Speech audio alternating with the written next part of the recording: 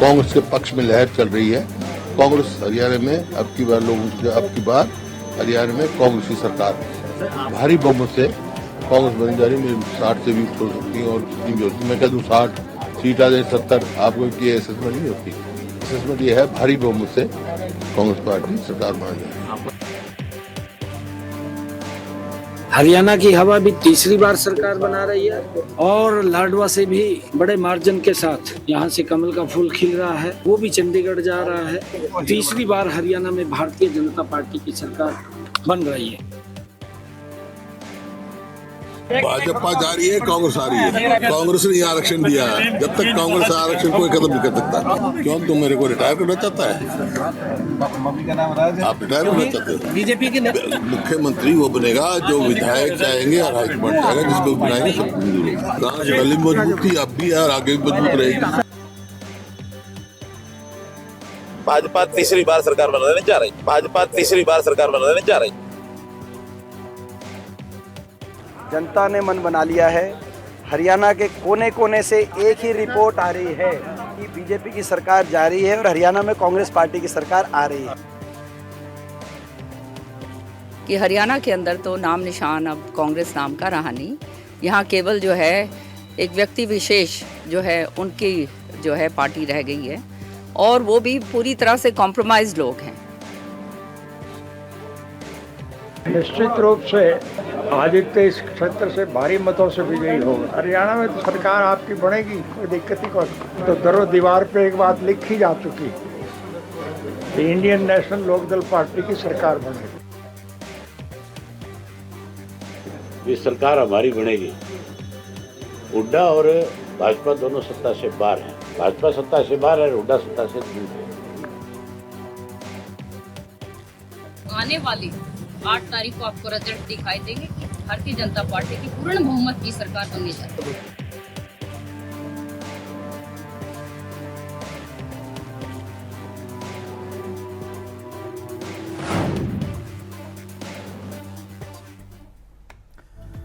तो कौन जीत रहा है हरियाणा आखिरकार कौन जीत रहा है? क्या लगता है आपको?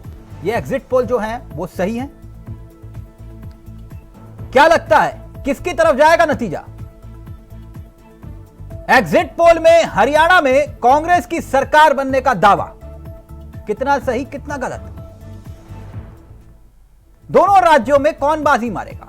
जम्मू कश्मीर, हरियाणा?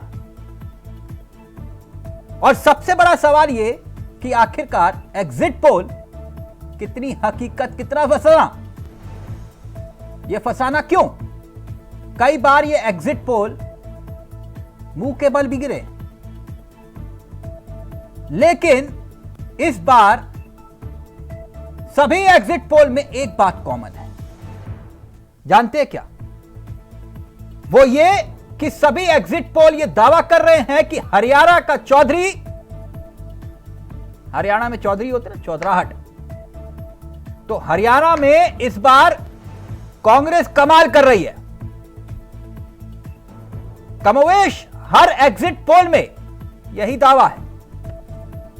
जैसे आपके सामने एक एक करके हम तमाम एग्जिट पोल धीरे धीरे आपकी स्क्रीन पर भी आएंगे और आप देख भी रहे होंगे कि किस न्यूज चैनल ने एग्जिट पोल में क्या दावे किए। न्यूज 18 ये आपकी स्क्रीन पर। हरियाणा में एग्जिट पोल में दावा यह कि कांग्रेस करीब 58 से 60 सीटों पर कब्जा कर रही है। बीजेपी के खाते में 21 सीटों के करीब, जेजेपी 2 प्लस माइनस, आम आदमी पार्टी 0। जैसे कि हम लगातार आपको बता रहे थे कि आम आदमी पार्टी खाता खोल ले तब भी गनीमत है। और एक बात और खासियत है इस एग्जिट पोल में, वो ये कि आम आदमी पार्टी को सबने 0 सीट ही दी है, जबकि निर्दलीय कुछ सीटों पर चमत्कार करते हुए दिखाई दे रहे हैं। कुछ का कहना यह है कि 4 निर्दलीय, कुछ का कहना यह है कि 6 निर्दलीय। अब यह न्यूज 24 का आंकड़ा देखिए। 57 सीटों पर कांग्रेस, बीजेपी 27, अदर्स 5। ये आंकड़े क्या संकेत देते हैं और क्या एग्जिट पोल बिल्कुल सटीक साबित होंगे? अलग अलग एग्जिट पोल। अब दैनिक भास्कर यह कहता है कि कांग्रेस को 44 से 54, यह देखिए 44 से 54, बीजेपी 19 से 29 और निर्दलीय 4 से 9। यह एग्जिट पोल हरियाणा में कांग्रेस के लिए खुशखबरी लेकर आए और बीजेपी के लिए जोर का झटका। एंटी इनकम्बेंसी के बावजूद बीजेपी क्या वाकई अब भी इतनी सीटें ला रही है? क्योंकि दावे यह किए जा रहे थे कि कांग्रेस की लहर है, लेकिन उसके बावजूद भी क्या अंतिम वक्त में बीजेपी ने फाइट देने की कोशिश की? मैं फिर कह रहा हूं, यह एग्जिट पोल है। आंकड़े आने का, असल आंकड़े आने का इंतजार 8 अक्टूबर तक आपको करना होगा और धीरे धीरे करके कुछ और आंकड़े भी हम आपके सामने रखेंगे। हमारे साथ कुछ मेहमान इस कार्यक्रम का हिस्सा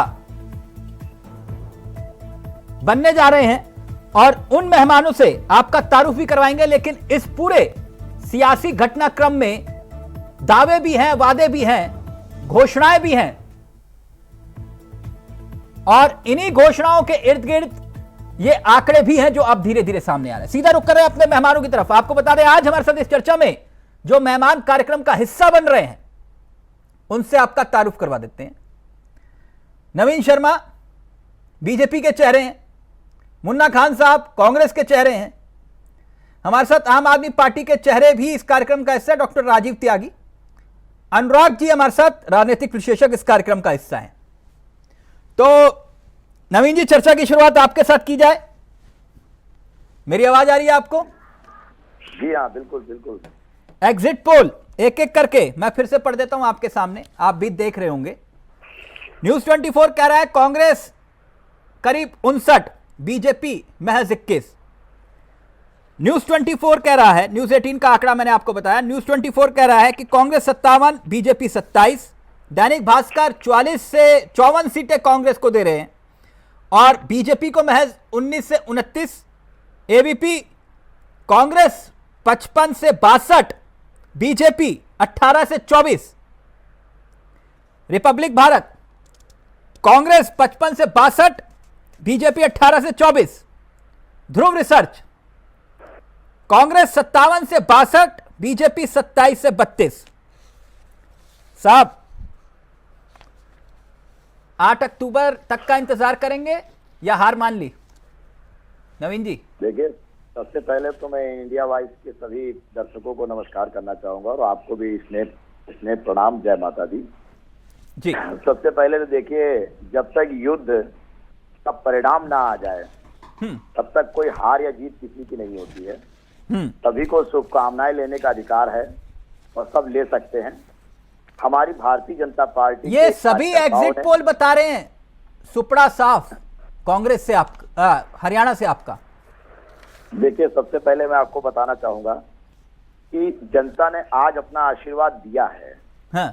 और 3 दिन अभी बाकी है और मैं अपने नहीं, अब तो ईवीएम में मामला कह दोगे ना, अब फिर क्या चमत्कार हो जाएगा? ईवीएम के बाद तो फिर अब तो भगवान ही। हरियाणा की जनता ने अपना आशीर्वाद आज दे दिया है और हरियाणा की जनता ने भाजपा को तीसरी बार सत्ता में लाने का आशीर्वाद दिया है। आज ये सारे एग्जिट पोल झूठे हैं। देखिए, एग्जिट पोल क्या दिखाते हैं, जो नहीं दिखाना चाहिए वो भी दिखा देते हैं। नहीं, जब आपकी जीत होती है तो सर फिर तो आप कहते हो कि नहीं ये बिल्कुल सही है मामला। आज आप कह रहे हो कि ये क्या दिखाते हैं, हमें क्या मालूम? देखिए, सभी क्या मैनेज कर लेते हो क्या? अपना रुझान है सर, सभी ऐसी बात नहीं है। हाँ।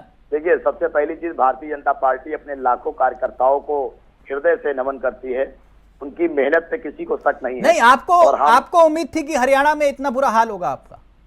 सर, ये एग्जिट पोल को देखकर हम सब निर्णय नहीं लेते हैं। निर्णय लेंगे जब 8 अक्टूबर को जनता का आशीर्वाद। नहीं, वजह क्या लगती है आपको कि हरियाणा की जनता ने क्यों नकार दिया आपको?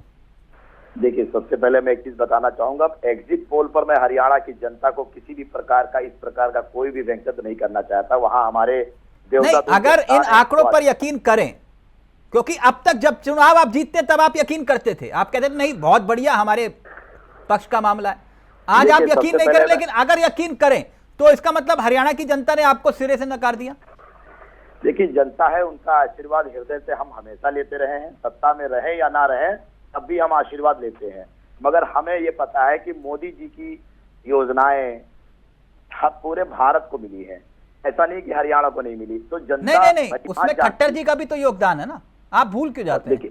देखिए, आप 9 साल 118 दिन उन्होंने मुख्यमंत्री की कुर्सी संभाली है। 9 साल 118 दिन। जी हाँ, वो बहुत सीनियर राजनेता हैं और वो बहुत अच्छे सेवक भी हैं और हरियाणा की सरकार को उनका स्नेह मिला है।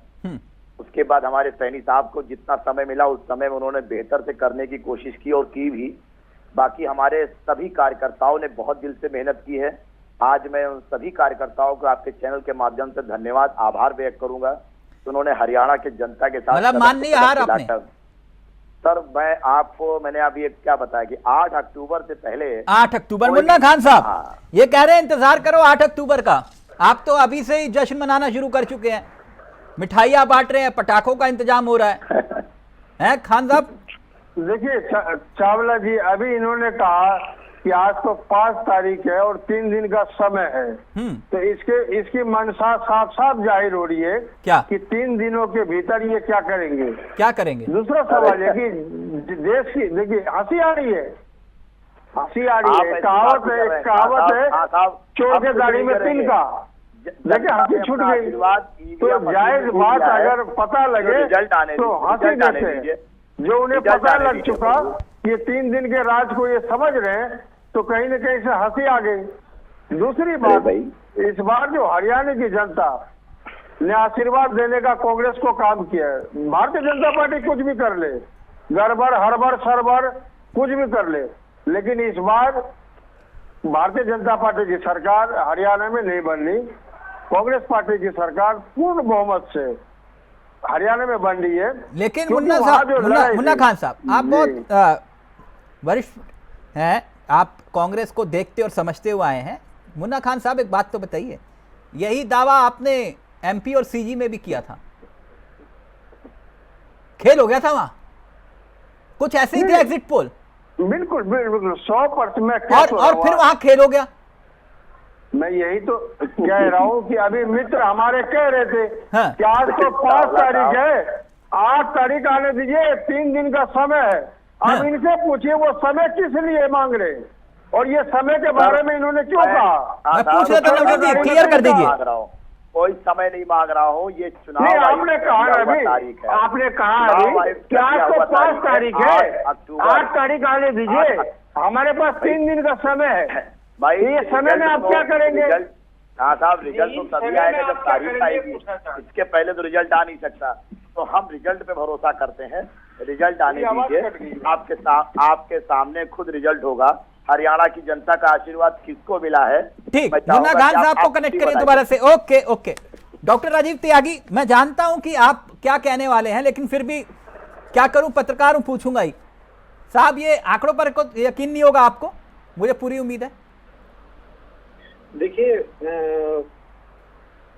हम लोग जब दिल्ली में पहली दूसरी बार जो इलेक्शन हुआ था, उसमें हमारी 67 सीट आई थी, उस समय पर जो एग्जिट पोल था वो 25 से 27 सीटें हमें दिखा रहा था। अच्छा। और जब दूसरी बार हमारी 62 सीटों, तीसरी बार हमारी 62 सीटों के साथ में अभी सरकार बनी 2020 में, तब एग्जिट पोल हमें 40 से 45 सीटें दिखा रहा था। ठीक। तो मैं अपने पत्रकार बंधु का पूरा सम्मान भी करता हूँ, पत्रकार बंधु बहुत मेहनत भी करते हैं, सारे न्यूज चैनल बहुत मेहनत करते हैं और मैं उनको हृदय से नमन करता हूँ।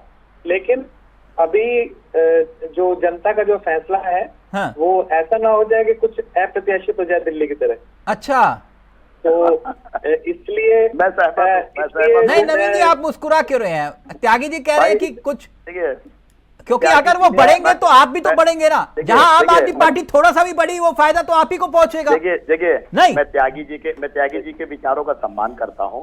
इन्होंने सच बताया कि एग्जिट पोल पे हम यकीन अभी ना करें, हमें 8 तारीख का इंतजार करना चाहिए। इन्होंने देखिए क्या बताया। सर वो तो अगर मुन्ना खान साहब के पक्ष में नहीं होते, विपक्ष में होते, तो वो भी यही बात बोलते। यही तो सियासत है। जब पक्ष में होते तब कहते कि नहीं बहुत बढ़िया, वेल डन। थोड़ा इंतजार करना चाहिए। त्यागी साहब आपको क्या लगता है? नहीं त्यागी साहब आपको क्या लगता है? ये आंकड़ों में एक कॉमन बात और है कि भाई आम आदमी पार्टी को कोई भी एक सीट नहीं दे रहा। देखिए जनता जो है वो भोली भाली जरूर है, लेकिन पढ़ी लिखी जनता है और जनता सब देख रही है। वो आसपास भी सब देख रही है, नजदीक में दिल्ली और पंजाब भी है, उसको भी देख रही है जनता। तो नहीं वो मैं आपके और एलजी के बीच के झगड़े की बात नहीं कर रहा। मैं ये जानना चाह रहा हूं कि आप लोग कह रहे थे ना ये सत्ता की चाबी हमारी जेब में, और ये जितने कांग्रेसी हैं हमारे घर पे आएंगे कुंडी खटखटाने के लिए, आओ हमें समर्थन दो, लेकिन ऐसा कुछ दिख नहीं रहा। ये तो देखिए अभी 8 तारीख को पता चलेगा, और जब चीजें क्लियर कट मैंडेट होगा। हाँ। और अच्छा चलिए मैं आप ही की मान लेता हूं। आपका अनुमान क्या है सर? आपका अनुमान क्या है त्यागी जी? आप बता दीजिए आपका क्या अनुमान है? आम आदमी पार्टी कितनी सीटें ला रही है? हमारी सरकार बनेगी। नहीं मैं नहीं कितनी भी सीट से बने। नहीं मैं कॉमेडी शो नहीं कर रहा हूं सर। आपका क्या अनुमान है मैं ये पूछ रहा हूं। अरे भैया दीपक जी, करीब 45 से 50 सीटें आएंगी हमारी। नहीं तो फिर कांग्रेस को कितनी आएंगी? ये तो वक्त बताएगा। 8 तारीख को पता चलेगा। मुन्ना खान साहब आप क्यों मुस्कुरा रहे हैं? ये कह रहे हैं कि भाई 40 से 45 हमारे नाम पर। अरे भैया देखिए मुंगेरलाल हसीन के सपने देखने का जो अधिकार वो सभी को है। ये हमारे केजरीवाल जी वाली पार्टी के हैं। नहीं मैं यही तो कह रहा हूं मैं। ये हसीन मुंगेरीलाल के हसीन सपने देख ले, जिस तरीके से लच्छेदार भाषणों में दिल्ली की जनता को गुमराह करने की कोशिश इन्होंने की और सरकार बनाई। दूसरी तरफ पंजाब में भी आप कह रहे हैं गुमराह किया इनके पास। नहीं एक मिनट मुन्ना खान में जो है हमने काम किया है पिछले 12 साल में, उतना आप लोग 70 साल में नहीं कर पाए। मैं पूछता हूँ क्यों नहीं कर पाए? नहीं जो काम होगा वो दिल्ली की जनता से आप पूछिए। जिस तरीके से आज दिल्ली की जनता मतलब विकास से लड़ाई कर, 70 साल जो स्कूल बनाने की बात हो, भ्रष्टाचार मिटाने की बात हो, कॉलेजेस बनाने की बात हो, फ्लाईओवर बनाने की बात हो, या दिल्ली को लंदन बनाने की बात हो, ये सारी बातें हैं जो दिल्ली की जनता के नजरों में। तो ये हरियाणा वाली हाल 2025 के चुनाव में दिल्ली में होने जा रही है। दिल्ली की जनता ने कांग्रेस को, भारतीय जनता पार्टी को क्यों नकारा? फिर आप मुझे जवाब दीजिए, क्यों नकार दिया कांग्रेस को सिरे से? क्यों भाजपा को नकार दिया? एक बार आपके झूठ में लोगों ने विश्वास किया, लेकिन बार बार विश्वास करने की बात नहीं है। इस बार 2025 के चुनाव में मात्र 6 महीने बचे। 2025 में फरवरी में आपको पता लग जाएगा कि दिल्ली की जनता के हितैषी आप हैं। कितने आपने विकास किए, किस आधार में आप वोट मांगने जा रहे हो, किस हक से आप वोट मांगोगे? क्या जो आपके वादे थे वो पूरे हो गए? जिस तरह से लच्छेदार भाषणों में हमारे फर्जीवाल जी ने दिल्ली की जनता को गुमराह करने की कोशिश की, पंजाब के जनता को गुमराह करने की कोशिश की। नहीं मुन्ना खान साहब ऐसा लग रहा है, एक मिनट त्यागी जी, एक मिनट, ऐसा लग रहा है कि आपका गठबंधन नहीं हुआ, इस बात की खुन्नस निकाल रहे हैं आप मुन्ना खान साहब। राहुल गांधी जी ने कहा कि आप गठबंधन करिए, हुड्डा जी ने कहा नहीं करेंगे, यही हुआ ना। और आज आप मुन्ना खान साहब इतना कोस रहे हैं आप आम आदमी पार्टी को। कल तक कह रहे थे कि नहीं यही तो हमारे भाई हैं, हमारे दोस्त हैं, आज आपको बुरे लग रहे हैं। देखिए वो लोकसभा चुनाव में हम सहयोगी जरूर थे, लेकिन इनके चाल और चरित्र पता लगते ही हमने बोला आप दूर से नमस्कार, आपसे कोई क्या चाल चरित्र है बताइए ना मुझे। बिल्कुल आप देखिए क्या चाल है, क्या चरित्र है। नहीं बताइए ना। इनके मंत्री आए दिन इनके मंत्री भ्रष्टाचार के मामले में जेल जाते हैं। इनके एक मंत्री पाठशाला खोलने आए थे, बाद में मधुशाला खोल बैठे। तो ये दिल्ली को लंदन बनाने की बात कर रहे थे, दिल्ली को नर्क में डाल दिया है। इस तरीके से आज नाले बड़े हैं, सीवर जाम है, टूटे हुए रोड है। आप दिल्ली के किसी भी कोने में, उत्तर दक्षिण पूरा पश्चिम किसी भी कोने में जाइए, आपको टूटे हुए रोड, भरी हुई नालियां और सीवर जाम हुए सीवर, लोकपाल के लिए ये आपको दिख जाएंगे। ये लोकपाल बनाने ऐसा देखिए कहा ये, और हम भ्रष्टाचार के खिलाफ ही नहीं, लड़ेंगे ठीक है हमेशा। त्यागी। अच्छा, एक बात बताइए, यानी आप मुन्ना खान साहब इस बात को मानते हैं, फिर मैं अनुराग जी के पास जा रहा हूं, कि आम आदमी पार्टी कोई खास चमत्कार नहीं कर पाई, लेकिन डर तो लग रहा था ना आपको जब केजरीवाल बाहर आए जेल से, तो कहीं हरियाणा में खेल ना बिगड़ जाए, डर तो था ना? नहीं, डर की कोई बात ही नहीं थी। क्यों? सबसे बड़ा जो डर हरियाणा की जनता के पास था कि दोबारा से हरियाणा में ये झूठ परोसने ना आ जाए, ये डर था। बाकी किसी दल को सर, वो डर नहीं त्यागी था। जी इतने शालीन व्यक्ति है, कोई और आम आदमी पार्टी का नेता होता तो अभी तक आपको छोड़ता नहीं मुन्ना खान साहब, मैं कह रहा हूं पक्का। वो तो त्यागी जी सुन रहे हैं, आम आदमी पार्टी के नेता होते हुए भी इतना सुन गए। देखिए है ना? देखिए ऐसा नहीं, है, दिल्ली की जनता हो, पंजाब की जनता हो, हरियाणा की जनता हो, ये कांग्रेस की मानसिकता दिखा रहा है और कुछ नहीं है। इनकी फ्रस्ट्रेशन, इनकी मानसिकता है। दिल्ली में ये, दिल्ली से ये चले गए, देश से ये चले गए, यहाँ का एक दो जगह पर इनकी सरकार बची है, ये इनकी फ्रस्ट्रेशन बता रही है और कुछ नहीं। अब वो उनको लगता है भाई आप हरियाणा में भी आए तो इनके ही वोट खाने आए थे ना, ऐसा उनको लग रहा होगा मुन्ना खान साहब को। खैर अनुराग जी, देखिए हमारा अपना वोटिंग कैडर अलग है ना, वो कांग्रेस का कैडर है। अच्छा, इस पिछली बार एक मिनट, एक बुरा मत मानिएगा त्यागी जी, ईमानदारी से एक उत्तर दीजिएगा, फिर मैं अनुराग जी के पास जा रहा हूँ। पिछली बार आपको नोटा से भी कम वोट पड़े थे, इस बार लगता है आप नोटा से आगे बढ़ेंगे कि नहीं? इस बार हम बहुत अच्छी सीटें पे ले लेंगे। नहीं, वो तो आपने कह दिया कि 45 सीटें, जिस पर सबने ढाके ले लेंगे। और मैं दोबारा से इस चैनल पे बैठ के आपसे बात करूंगा। पक्का सर? पक्का 100% रहिएगा सर। चलिए ठीक, वेलकम, आप आइएगा बहुत जरूर।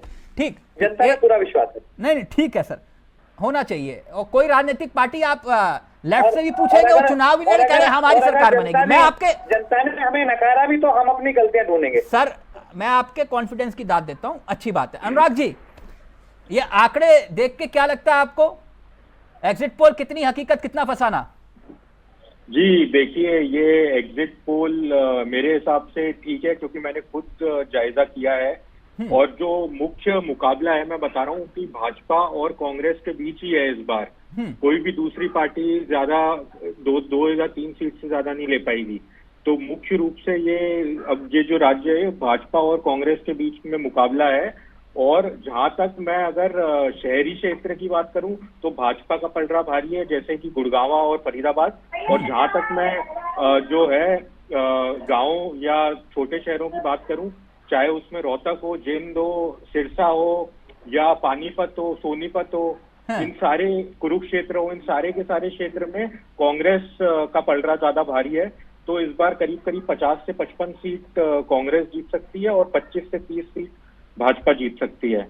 और जो मैं अगर बताऊं इसका कारण, तो करीब करीब अगर आप देखो तो जो है किसान, पहलवान, महंगाई, बेरोजगारी, ये 4 मुद्दे भाजपा पे भारी पड़े हैं। और इसके ऊपर से 10 साल अनुराग जी, आप कह रहे हैं ये मुद्दे भारी पड़े हैं, लेकिन अगर मैं इन्हीं आंकड़ों के इर्द गिर्द कहानी को देखूं और समझूं अभी भी, क्योंकि कल तक कांग्रेसी ये दावा कर रहे थे, ऑफ द रिकॉर्ड बात बता रहा हूं, नाम नहीं लूंगा मैं, बड़े नेता हैं, वो ये कह रहे थे कि भैया 65 से 70 सीटें तो हमारी आ ही रही हैं, और कुछ तो 75 तक भी कह रहे थे। यानी इस हिसाब से अगर मैं देखूं इन आंकड़ों को, तो बीजेपी ने एंड वक्त तक कोशिश तो भरपूर की। नहीं जी बिल्कुल, बहुत ही कड़ी टक्कर भाजपा ने दी है इनको। और शहरी क्षेत्रों में भाजपा अभी भी आगे है। और जहां तक मैं बताऊं, अगर ऐसे तो हर जो राजनीतिक दल होता है अपनी अपनी बताता है। अभी आम आदमी पार्टी बता रहे हैं 45 से 50 सीट पे सरकार बना रहे हैं, और कांग्रेस से पूछोगे तो वो बोलेंगे 70 से 80 सीट आएगी, भाजपा से पूछोगे वो भी कह देंगे 60 के ऊपर सीट आएगी। तो ये तो हर राजनीतिक दल अपने अपने जो अपने अपने सपने होते हैं या अपनी अपनी चीजें बताते हैं, पर जो जमीनी हकीकत है वो यही है कि जरूर इस बार कांग्रेस आगे है, पर 70 सीट जो है वो 70 सीट का आंकड़ा नहीं छू पाएगी, क्योंकि जो है इस बार सबसे बड़ा फैक्टर क्या लगता है आपको? क्योंकि एंड वक्त पर बिल्कुल बीजेपी ने, क्योंकि आभास था बीजेपी को, अगर मैं इन्हीं आंकड़ों के इर्द गिर्द कि भैया एंटी इनकम्बेंसी बहुत भारी है, तुरंत खट्टर साहब को हटाया और उसके बाद सैनी साहब को ले आए। वो एक दलित कार्ड खेलने की कोशिश, ओबीसी फैक्टर कार्ड खेलने की कोशिश, और फिर खुद पीएम जब ये बात कहें कि हमें इसलिए गाली देते हैं क्योंकि हम एक पिछड़े परिवार से आते हैं, तो वो कोशिश भी कहीं ना कहीं। बिल्कुल, भाजपा ने जरूर कोशिश की, प्रधानमंत्री जी ने खुद कोशिश की ऐसा बोल के अपनी सभा में कि अगर कांग्रेस अगर आती है तो जो SC ST OBC है उनका आरक्षण छीन सकती है, ये भी कहा गया प्रधानमंत्री द्वारा खुद ही। तो एक तरीके से, और अगर आप देखा जाए तो हरियाणा की राजनीति ऐसी है कि जो भाजपा है वो नॉन जाट पार्टी मानी जाती है, OBC SC ST और जितने भी नॉन जाट वर्ग है उसकी पार्टी मानी जाती है। और पिछले दो बार जो सत्ता में आई है वो भी नॉन जाट वोट के बल पे सत्ता में आई है। और जो कांग्रेस जो है वो जाटों की पार्टी मानी जाती है, इनेलो भी जाटों की पार्टी मानी जाती है और JJP भी जाटों की पार्टी मानी जाती है। तो करीब 25 से 27% जाट ये हरियाणा राज्य में है। तो सबसे ज्यादा नहीं, इस बार दलित फैक्टर भी बहुत महत्वपूर्ण है, जाट के बाद दूसरा एक सबसे बड़ा वोट बैंक है। नवीन जी एक बात बताइए, ये जो नैरेटिव वाली सियासत है इसमें बीजेपी बहुत अव्वल मानी जाती है कि भाई नैरेटिव सेट करना हो तो फिर अब अगर हरियाणा आपके हाथ से निकलता है, क्योंकि जम्मू कश्मीर में भी दिखाई दे रहा है कि आपके हाथ में कुछ नहीं आ रहा, मतलब सत्ता में नहीं आ रहे आप, इस तरह के दावे किए जा रहे हैं एग्जिट पोल में। अगर जम्मू कश्मीर गया, हरियाणा आपके हाथ से गया, तो फिर महाराष्ट्र और झारखंड, यानी ये अभी झांकी है, महाराष्ट्र और झारखंड बाकी है।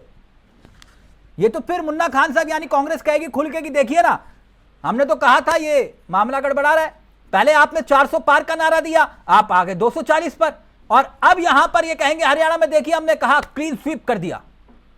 फिर क्या कहेंगे नवीन जी? देखिए, सबसे पहले मैं आपको बता दूं, अभी हरियाणा का और जम्मू कश्मीर का रिजल्ट आने दीजिए। इस एग्जिट पोल के आधार पे कांग्रेस या विपक्षी और भी जो दल हैं वो सभी लोग मिठाइयां बांट सकते हैं, खुशखबरी मना सकते हैं, दूर के ढोल बड़े सुहावने होते हैं। और जो सबसे बड़ी मालिक होती है जनता, और आज की शिक्षित जनता है, और वो जानती है कि हमारा भविष्य देश के कार्यक्रमों से होता है। तो देश को चला रहे हैं हमारे माननीय मोदी जी, जो 140 करोड़ लोगों का थैंक यू त्यागी जी हमारे साथ जुड़े थे, थैंक यू सो मच। आप हमारे साथ एक और मेहमान कार्यक्रम का हिस्सा बने। नवीन जी अपनी बात रखिए। तो मैं सबसे पहले में सरकार बना रहे हैं, हम 90 से बनाएं या 50 से बनाएं या 40 से बनाएं, हम सरकार बना रहे हैं और हमारा जो सरकार का आशीर्वाद है वो हरियाणा की जनता का है। ठीक है, दूसरी चीज क्या है कि जैसे कि विपक्षी ये कह रहे हैं कि एग्जिट पोल। नवीन जी सर, हाँ, सरकार बना रहे हो? सर बिल्कुल बनेगी।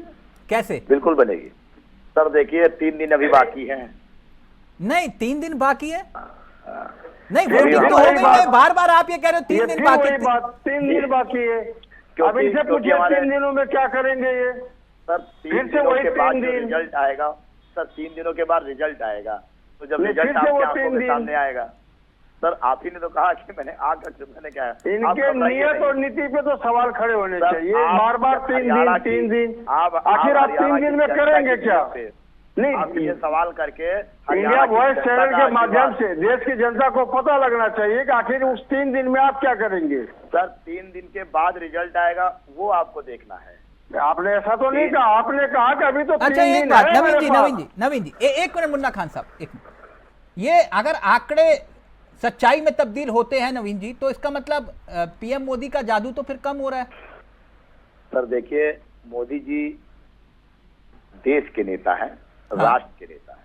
हाँ। और देश के और राष्ट्र के जो नेता होते हैं सर, उनका जो जादू होता है, उनका जो मैजिक होता है, उनका जो आशीर्वाद इसमें होता है, वो संपूर्ण देश पे होता है। नहीं एक मिनट सर, आपके यहाँ पार्षद और निगम का चुनाव जो लड़ते हैं ना सर, वो भी मोदी जी के चेहरे पर लड़ते हैं। मैं इसलिए कह रहा हूँ, वो जो पार्षदी का चुनाव भी मोदी जी की फोटो लगा के बोलते पहले मोदी जी की फोटो बड़ी करो और हमारी छोटी कर देना।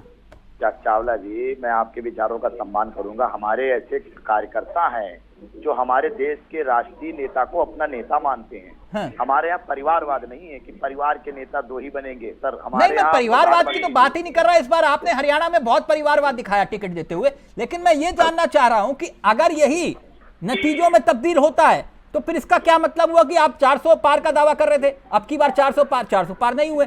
हरियाणा में आप कह रहे थे कि भैया नहीं हम चमत्कार करके दिखाएंगे, लेकिन हुआ ऐसा कुछ नहीं, और जम्मू कश्मीर अलग से। तो फिर महाराष्ट्र में तो राहुल गांधी ने अब चढ़ाई शुरू कर दी है, वहां महाराष्ट्र से भी अब राहुल गांधी जो है बिल्कुल शिवाजी महाराज को। देखिए, शिवाजी महाराज हमारे राष्ट्र के हैं और हम सब उनको नमन करते हैं, हम उनका सम्मान करते हैं। और आज ही हमारे माननीय प्रधानमंत्री जी ने महाराष्ट्र को कितने करोड़ योजनाओं का आशीर्वाद दिया। तो सर ये हरियाणा में क्यों नहीं चली आपकी योजना? मैं यही पूछ रहा हूँ ना, ये आंकड़ों के हिसाब से। देखिए, अब 8 तारीख को जब रिजल्ट आएगा तो मोदी जी का वाकई मैजिक आपको नजर आएगा, और मैजिक में हम जीत। और अगर हार गए तो फिर किसका मैजिक होगा? देखिए, जीत हार दो ही कोशिश हो सकती है जिंदगी में। हाँ ठीक, हम जनता का। आलोक जी हमारे साथ जुड़ गए हैं। आलोक जी की थ्योरी भी बहुत दिलचस्प होती है। आलोक जी कैसे हैं आप? मैं बढ़िया हूँ। आलोक जी, मुन्ना खान साहब बहुत देर से याद कर रहे थे आपको। मुन्ना जी ने जो है वो लड्डू वड्डू भी बनवा लिए हैं। हाँ बिल्कुल, हरियाणा में तो मुझे लगता है कि लड्डू खाने का नंबर आएगा। तो ये लड्डू कहीं ऐसा तो नहीं है कि बनवा तो लिए, करीब भी आ गए लेकिन खा नहीं पाए, वो वाला हाल तो नहीं होगा जो एमपी में हुआ, छत्तीसगढ़ में हुआ? एक्चुअली अब अगर ये तो जनता का निर्णय होगा, लेकिन अगर लड्डू खाने की करीब पहुंची कांग्रेस, सबसे बड़ी पार्टी भी बनी, तो कांग्रेस को भी बीजेपी से सीख दिया कि कैसे मिलाया जाता है लोगों को, और वो वाली गलती नहीं करेगी दोबारा। जब दिग्विजय सिंह गए थे, हम उधर देखते रहे बीजेपी सरकार बना ली थी। तो इसलिए मेरा मानना है कि कांग्रेस भी भारतीय जनता पार्टी से बहुत सीखती है। नहीं, इन आंकड़ों को देखकर अभी भी लगता है आपको एग्जिट पोल ना आलोक जी इन आंकड़ों को देखकर अभी भी आपको उम्मीद की किरण दिखाई देती है? मैं फिर कह रहा हूं ये एग्जिट पोल है। नहीं, अब कोई चमत्कार हो जाए तो ठीक है, मतलब तो मुझे ऐसा लगता है कि अब भाई कांग्रेस की तो बल्ले बल्ले आई। तो बधाई तो दे दीजिए आज मुन्ना खान साहब को। नहीं, मुन्ना खान जी को एकदम से बधाई, बहुत बहुत बधाई। ये बताइए चीफ मिनिस्टर किसको बना रहे? क्या पहला हरियाणा से बड़ी चीफ मिनिस्टर? नहीं, आप देखिए, आप रंग में भंग डालने का काम कर रहे हैं आलोक जी। अब उनको कम से कम जश्न बनाने दीजिए। आप पहले ही बाउंसर आते ही आपने शुरू कर दिया कि मुख्यमंत्री कौन बनेगा। वो तो मुन्ना खान साहब को भी नहीं पता कौन बनेगा, पूछ लीजिए आप। तो राहुल गांधी जी को मुन्ना खान के कारण तो बता सकते हैं, मुन्ना खान जी के कारण मुन्ना खान साहब बता दीजिए। आलोक जी कह रहे हैं कि बता दीजिए, अगर आप कह रहे हो कि सरकारी आपकी बन रही है तो बता दो मुख्यमंत्री कौन बनेगा। बिल्कुल, मैं जवाब देना चाहता हूँ। ये बोलेंगे विधायक दल के नेता तय करेंगे कि नेता आलोक जी हमारे मित्र है, मैं सम्मान नहीं, मैं फिर कह रहा हूँ ये वाला डायलॉग मत बोलना मुन्ना खान साहब, क्योंकि आप जानते हो तय कहां से होता है। नहीं, मैं कह रहा हूँ ना हाँ, कि हमारे यहाँ विधायक दल का चुनाव होगा, जिसे नेता चुना जाएगा, संवैधानिक तौर पे वो नेता चुना जाएगा। हमारे यहाँ पर्चियों का कोई सिस्टम नहीं है। होता है, देखा होगा, होता है ना। फिर देखो, फिर आलोक जी अभी खोलना शुरू करेंगे पोल। मैं कह रहा हूं कि ये बात मत बोला करिए कि विधायक चुनते हैं, हमारे यहाँ विधायक दल का नेता कौन होता है। ना आप चुनते हैं और ना नवीन शर्मा चुनते हैं। मैं बता रहा हूं आपको, आपके यहाँ आप ये कहेंगे एक प्रस्ताव जाएगा, विधायकों ने तय किया कि सर्वसहमति से आलाकमान फैसला लेगा। आपको मालूम है आलाकमान फैसला कौन लेगा, है ना? आलाकमान कौन है आपको मालूम है ना? तो ये मत बोलो मुन्ना खान साहब की विधायक तय करेंगे, विधायकों ने तय किया कि नहीं शैलजा जी बनेंगी तो शैलजा जी जिंदाबाद। ऐसा नहीं होता सर, आपके यहाँ आपको मालूम है ये पुरानी रीत रही है, किसी सांसद को भी मुख्यमंत्री बना देते हैं आप। होता है ना मुन्ना खान साहब, तो विधायक थोड़ा ना चुनते हैं सांसद को कि ये मुख्यमंत्री बनेंगे। हुआ है ना मुन्ना खान साहब? मैं गलत उदाहरण तो नहीं दे रहा ना आपको? नहीं, आप बहुत अच्छे एंकर है और जानकारी आपकी बहुत दुरुस्त है, मैं सम्मान करता हूं। हाँ, तो ये बोलिए ना सर, ऐसा आप कहते हो कि भैया जैसे हमें पता ना कि भैया ठीक है कि विधायक चुनेंगे, विधायक तय करेंगे और कहेंगे शैलजा जी जिंदाबाद या सुरजेवाला जिंदाबाद या हुड्डा जी जिंदाबाद, तो उन्हीं को बना देंगे। ऐसा नहीं होता सर, वो एक प्रस्ताव जाता, फिर उसके बाद आला कमान, और आला कमान आपको मालूम है कौन है। वही बात तो आलोक जी भी कह रहे हैं। आप खुलकर बोलिए ना कि सर हमें क्या मालूम कौन बनेगा मुख्यमंत्री, या फिर बोलिए कि हुड्डा जी बनेंगे। नहीं आलोक जी, मैं तो कह रहा हूँ हुड्डा जी बनेंगे 102%। कांग्रेस आलाकमान के पास हुड्डा जी के सिवाय कोई दूसरा विकल्प नहीं है। अगर कांग्रेस की सरकार बनती है, केवल हुड्डा जी मुख्यमंत्री होंगे।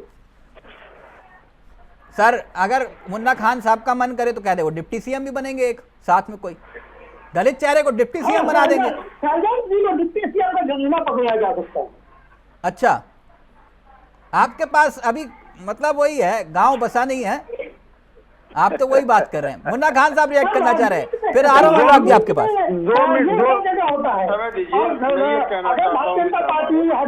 मुन्ना जी रिएक्ट करना चाह रहे हैं, आलोक जी 1 मिनट।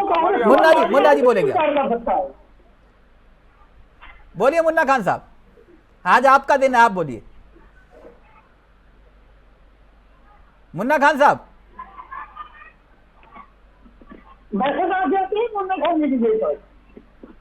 नहीं, वो कुछ टेक्निकल इशू आ गया, लग रहा फोन डिस्कनेक्ट हो गया, प्लीज कनेक्ट करिए। अनुराग जी, ये जो हरियाणा वाला मसला, क्योंकि पहले से ही ये माना जा रहा था कि ये नतीजे कुछ ऐसे आ सकते हैं, और अब एग्जिट पोल भी यही दिखा रहे हैं कि भाई लगभग तय हो गया कि अब कांग्रेस हरियाणा में आ रही है। लेकिन जम्मू कश्मीर और चुनाव नैरेटिव पे जो लड़ा जाता है, तो यहां से कांग्रेस और खासतौर पे विपक्ष को नई ऊर्जा नहीं मिलेगी अगर वाकई ये आंकड़े नतीजों में तब्दील होते हैं। जी बिल्कुल, देखिए कि विपक्ष पहले ही एक तरीके से उत्साहित है लोकसभा के चुनाव के नतीजे आने के बाद, भले ही वो आ रहा हो लेकिन फिर भी काफी अच्छा प्रदर्शन रहा था। और अब एक बार ये हरियाणा और जम्मू कश्मीर भी अगर विपक्ष जीत जाता है तो ये विपक्ष के हौसले को और भी बढ़ाएगा, और विपक्ष का जो एक तरीके से टक्कर ऐसा माना जा रहा था कि कोई विपक्ष नहीं है, ये बिल्कुल ध्वस्त हो जाएगा। और विपक्ष ऐसा लगेगा कि हाँ, कांग्रेस भी एक के बाद एक भाजपा से भी राज्य छीनता जा रहा है, और महाराष्ट्र के भी आगे चुनाव है, उसमें भी कांग्रेस मजबूत स्थिति में दिखाई दे रहा है और इंडी गठबंधन मजबूत स्थिति में दिखाई दे रहा है। तो इससे एक देश की राजनीति में बहुत बड़ा बदलाव आ सकता है, और हो सकता है कि ये शुरुआत हो ऐसे बदलाव की जिसमें कि राष्ट्रीय स्तर पे भी अगली बार बहुत ज्यादा कड़ी टक्कर हो, और हो सकता है कि इंडी गठबंधन भाजपा से जो है वो सत्ता छीन भी ले। नवीन जी, एक बात बताइए, इस चुनाव के भीतर अब तो कम से कम इस बात को मानेंगे कि राहुल गांधी कुछ बदले से हैं, क्योंकि देखिए अगर इस ना 1 मिनट उदाहरण ले लीजिए, मैं उदाहरण देकर ही फिर आगे आपके पास, क्योंकि मैं उदाहरण साथ में रखता हूं फिर ताकि उसको आप एक्सप्लेन कर दीजिए। क्योंकि आपने देखा होगा कि जब से हरियाणा का चुनाव शुरू हुआ, राहुल गांधी ने ना सिर्फ उसको लीड किया, बल्कि जो धड़ों में बटी हुई कांग्रेस दिखाई दे रही थी, शैलजा और हुड्डा, सुरजेवाला, यहां तक कि मंच पर जिस तरह से हाथ मिलाया राहुल गांधी ने हुड्डा और शैलजा के, वो तस्वीरें आपने भी देखी होंगी। और ठीक एन चुनाव से पहले राहुल गांधी के मंच पर अशोक तंवर की एंट्री होती है, जो आपके हरियाणा में सबसे बड़े दलित चेहरे, तो जिन्हें आप कल तक नौसिखिया साबित कर रहे थे राहुल गांधी को, उन्होंने ही मंच पर आपको पटकनी दे दी हरियाणा में। नहीं, अब तो मानोगे राहुल गांधी का लोहा कि नहीं? देखिए, सबसे पहले मैं आपको बताना चाहूंगा, जैसे मंच पे श्री अशोक तंवर जी ने जाकर कांग्रेस के साथ खड़े हो गए, हाँ। तो उनका जो पुराना पारिवारिक गठबंधन वो कांग्रेस से ही जुड़ा रहा। फिर वो टीएमसी में गए, आम आदमी पार्टी में गए, फिर भाजपा में नहीं नहीं नवीन जी, आपके यहाँ अधिकांश जितने भी बड़े नेता हैं वो सारे कांग्रेसी हैं। अब सर मैं जरूर आपको बताना चाहूंगा कि बड़े नेता, छोटे नेता, जो देश की सेवा करने की इच्छा रखता होगा वो भारतीय जनता पार्टी, अच्छा, जो राष्ट्रभक्त होगा चलेगा, ठीक है। जिनके ऊपर भ्रष्टाचार के आरोप लगाए वो भी चलेंगे ना सर? देखिए, सबसे पहली चीज ये बताना चाहूंगा, जब तक न्यायालय कोर्ट उनके लिए सबूतों पर कोई अपना पक्ष ना रखे, हाँ। तब तक आप और हम किसी भी पार्टी के नेता हो, लेकिन न्यायालय तभी तो एक बड़े प्रतिष्ठित अखबार ने कहा था कि भैया 26 बड़े नेता आपके पास है जिन पे आपने भ्रष्टाचार के आरोप लगाए, 20 की जांच पता नहीं कहाँ है और 3 पे मामले केस ही खत्म हो गए। नहीं तो अगर विपक्ष को इस बारे में कहीं जांच करनी है तो वो अपनी कोर्ट में जाए, बात रखे। हाँ, कोर्ट तो सभी, न्यायालय तो सभी का है ना। नहीं, ठीक है नवीन, ठीक। आज कुछ मामला कॉन्फिडेंस कुछ लॉ लग रहा है। मैंने राहुल गांधी की बात की थी, आप बात घुमा गए।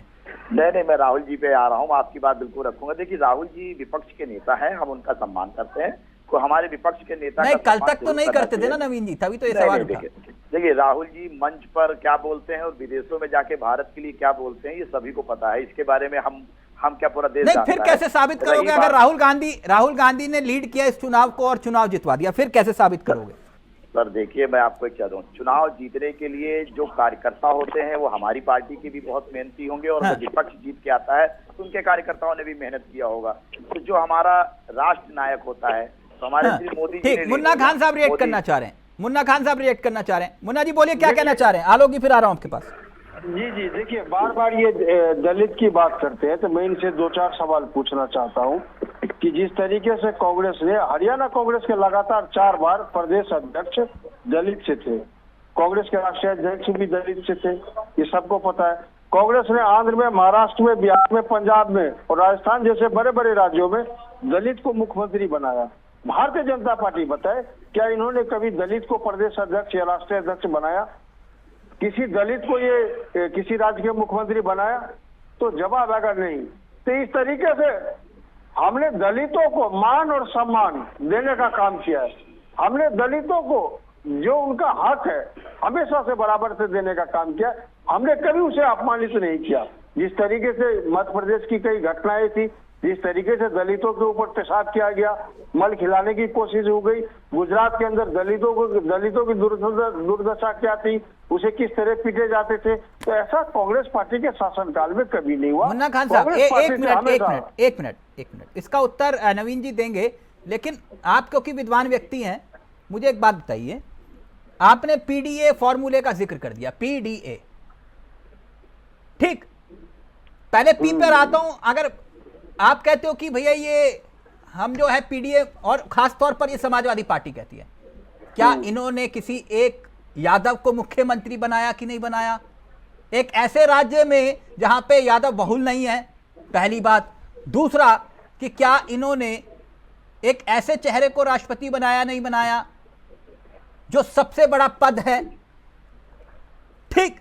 दूसरा, अब आइए अल्पसंख्यक पे, आप कहते हो कि टिकट नहीं देते, लेकिन यूपी विधान परिषद के भीतर सबसे ज्यादा मुसलमानों की संख्या बीजेपी की, क्या यह सच है या झूठ? मुन्ना खान साहब। नहीं, ये देखिए, मैं इस पे नहीं कह रहा कि मुस्लिम को टिकट मसला नहीं, तो अभी तो आप यही कह रहे थे कि ये दलित विरोधी, अल्पसंख्यक विरोधी पीडीए, अब आप पलट गए सर। मैंने दलित विरोधी भारतीय जनता पार्टी को कहा, मैं पलटा नहीं हूँ सर।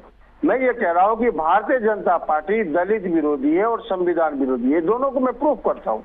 अब दलित विरोधी मैंने कहा किस लिए? आज तक आरएसएस के अंदर कभी भी उसका अध्यक्ष दलित नहीं बना। भारतीय जनता पार्टी का कभी भी राष्ट्रीय अध्यक्ष दलित नहीं बना। भारतीय जनता पार्टी ने किसी भी राज्य में अपने मुख्यमंत्री को, दलित को मुख्यमंत्री नहीं बनाया। तो ये दलित से नफरत, दलित के खिलाफ जो नफरत है भारतीय जनता पार्टी को सब दिख रहा है। तो भारतीय जनता पार्टी बार बार दलित, नवीन जी जल्दी से रेट करिए, आलोक जी लेकिन जो राज्य की जनता है, जो राज्य के दलित बताना चाहूंगा, आरएसएस का जिक्र कर लिया। अरे भैया, भारतीय जनता पार्टी की बात कर रहा हूं मैं एक राजनीतिक बात कर रहा हूं। आरएसएस कोई राजनीतिक चीज नहीं है, ठीक है, वो एक स्वयं संघ है, एक उनका अपना संग्रह है, वो हमारे समर्थन में, देश के समर्थन में खड़े होते हैं। दूसरी चीज ये है, आप देश के राष्ट्रपति को क्या मानते हैं? हमारी भारतीय जनता पार्टी ने उनको सम्मान नहीं दिया। मध्य प्रदेश सम्मान नहीं दिया से श्री यादव ने मंदिर में जाने से रोका। अरे सर, क्या बात कर रहे हैं? आपने उसे राम मंदिर में प्राण प्रतिष्ठा के दौरान जाने से रोका। आपके पास पूरी जानकारी और ये बात देश की जनता ने देखा। सरकारी प्रोटोकॉल के तहत दलित विरोधी, उससे पहले पूर्व राष्ट्रपति को आपने मंदिर जाने से रोका।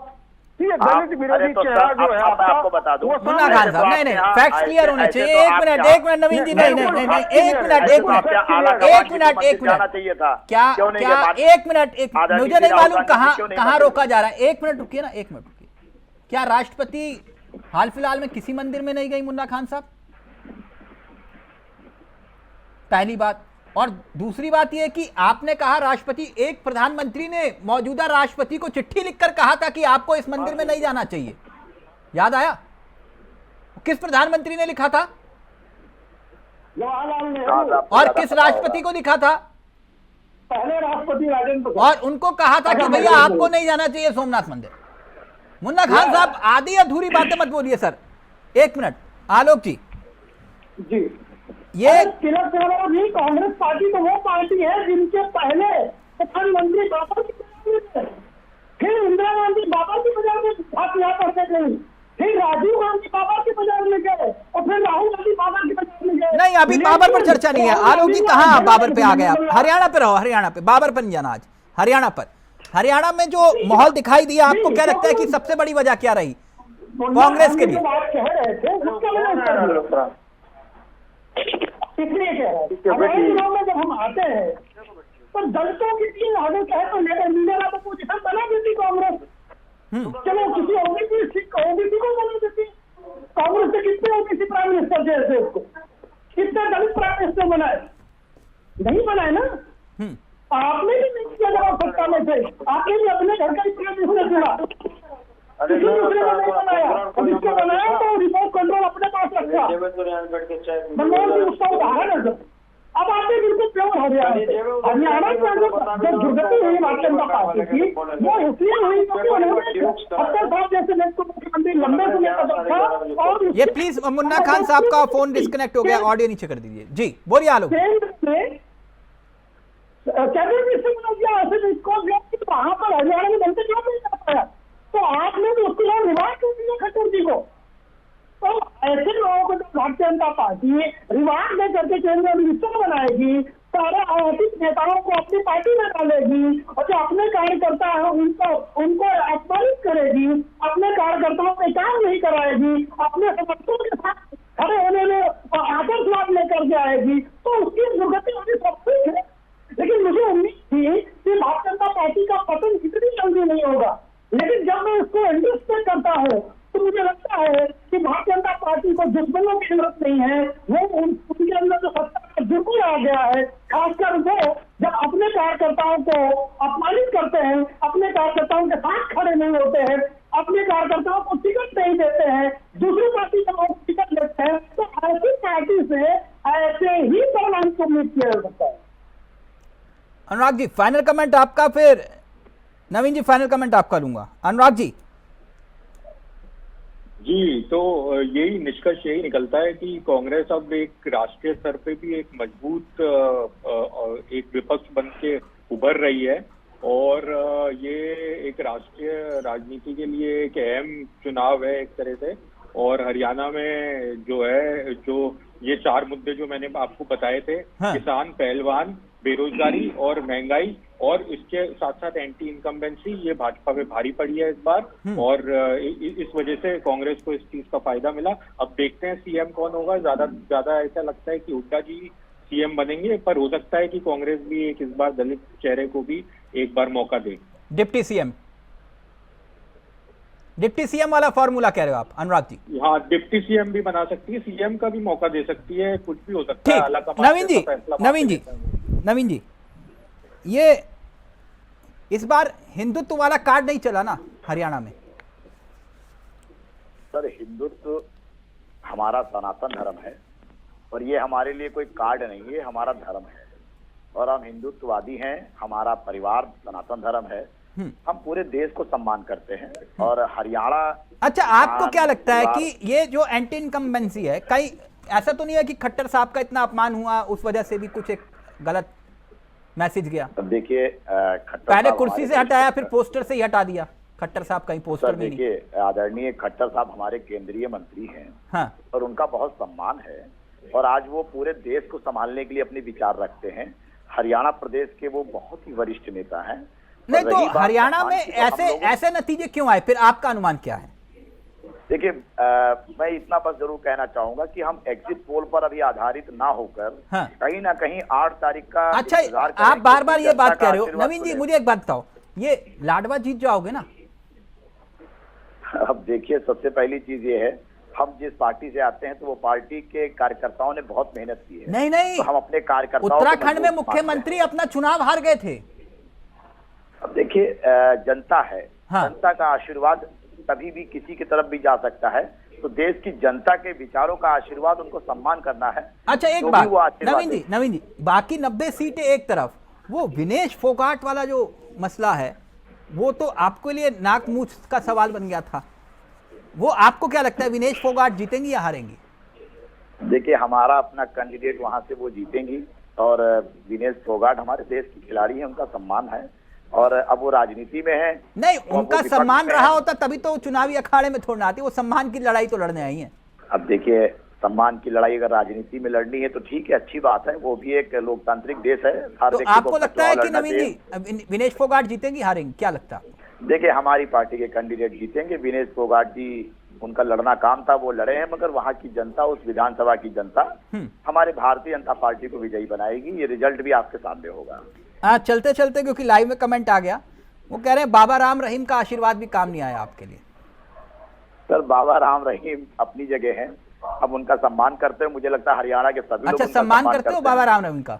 अब भाई देखिए, राम रहीम जब बाबा लगा हुआ है और राम रहीम है, राम रहीम दोनों, देखिए हम राम रहीम की बात कर रहे हैं। नहीं वो बलात्कारी है, वो हत्यारा है, कोर्ट कह रहा है, मैं नहीं। कोर्ट का तो आप भी सम्मान करते हो? मैं किसी को भी गाली देने का औचित्य तो नहीं रखता सर। गाली नहीं दे रहे, वो कोर्ट कह रहा है ना, शब्द नहीं बोल सकता। भाई देखिए, कोर्ट ने जो उन्होंने गलत काम किया तो कोर्ट ने उनको सजा दी। तो आप कह रहे हो आप सम्मान करते हो, आप ऐसे अपराधियों का भी सम्मान करते हो? देखिए, अपराधी कोर्ट जानती है और कोर्ट ने उनको सजा दी है, तो उनको कुछ समझ में आता होगा। जब नाम आप लेंगे राम रहीम कबीर, ये सब हमारे अनुयायी हम लोग। सर ऐसा मत बोलिए, ऐसा मत बोलिए नवीन जी, नवीन जी ऐसा मत बोलिए। कल को कोई अपराधी अपना नाम जो है कुछ भी भगवान के नाम पे रख ले तो आप कहोगे कि नहीं ऐसा मत बोलो, उसका नाम है। देखिए कैसी बातें करो नवीन जी आप? ईश्वर का नाम जो होता है वो आस्था होता है।